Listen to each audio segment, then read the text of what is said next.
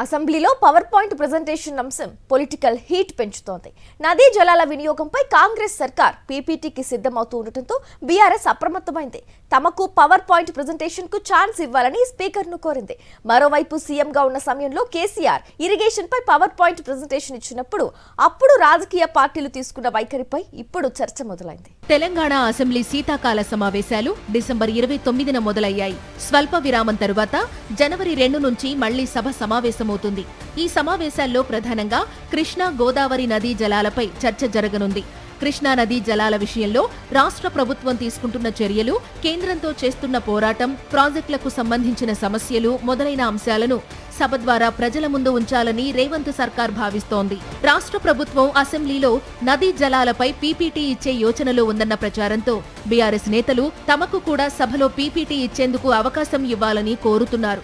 Speaker గడ్డం ప్రసాద్ ను కలిసిన గులాబీ పార్టీ సభ్యులు పీపీటీ అవకాశం ఇవ్వాలని వినతిపత్రం ఇచ్చారు. నీటి సమస్యలపై ప్రభుత్వ పరంగా పీపీటీ ఇస్తున్నారని తెలిసిందని తమకు ఛాన్స్ ఇవ్వాలని అంటోంది బీఆర్ఎస్. పీపీటీ అవకాశం ఇచ్చే విషయంలో రాజకీయ పార్టీలు భిన్నమైన అభిప్రాయాలు వ్యక్తం చేయడంపై రాజకీయ విశ్లేషణలు మొదలయ్యాయి. అసెంబ్లీలో పవర్ పాయింట్ ప్రెజెంటేషన్ చేసే సంప్రదాయం ప్రతిపక్షాలకు లేదని గతంలో డిప్యూటీ సీఎం భట్టి విక్రమార్క చేసిన మాటలను రాజకీయ పరిశీలకులు గుర్తు చేస్తున్నారు. గతంలో కేసీఆర్ ముఖ్యమంత్రిగా ఉన్నప్పుడు ఆయన నదీ జలాలపై పీపీటీ ఇచ్చినప్పటి పరిస్థితులను గుర్తు చేస్తున్నారు.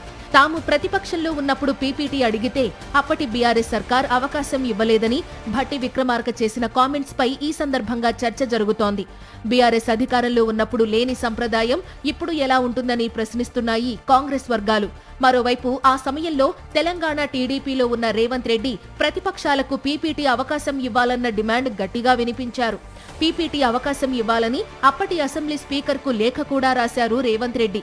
సభలో ఎవరికి ఎలాంటి అవకాశం ఇవ్వాలన్న దానిపై స్పీకర్దే నిర్ణయమని అప్పట్లో, అంటే అధికారంలో ఉన్నప్పుడు బీఆర్ఎస్ వర్గాలు స్పష్టం చేశాయి. అదే ప్రకారం ఇప్పుడు అధికారంలో ఉన్న కాంగ్రెస్ నడుచుకుంటున్నదని రాజకీయ విశ్లేషకులు అభిప్రాయపడుతున్నారు. మొత్తం మీద నీళ్లపై సభలో అధికార కాంగ్రెస్ ఇచ్చే పీపీటీ అంశం తెలంగాణ పాలిటిక్స్ ను ఎంతగా షేక్ చేస్తుందో వేచి చూడాలి.